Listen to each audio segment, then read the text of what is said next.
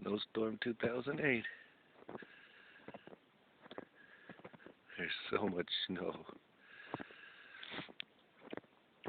These are little trees I planted just a few years ago. I think they call them cypress or something. They grow like crazy, but I didn't know they'd look so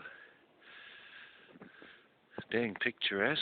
This one was just growing just from a little tiny, I just found it growing somewhere else in the yard, and probably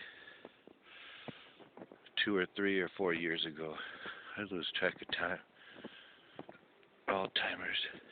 There's another cool tree. That one was also just planted from a little seedling that I found. That one's really just growing insane. It's actually into the road, but sure looks pretty today. I'll go through my trail I made into my yard. I love this area. I'll even snow away under all these trees.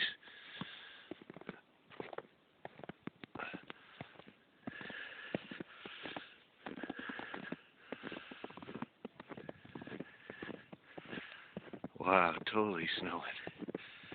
This is the most snow I've ever seen here. Crazy.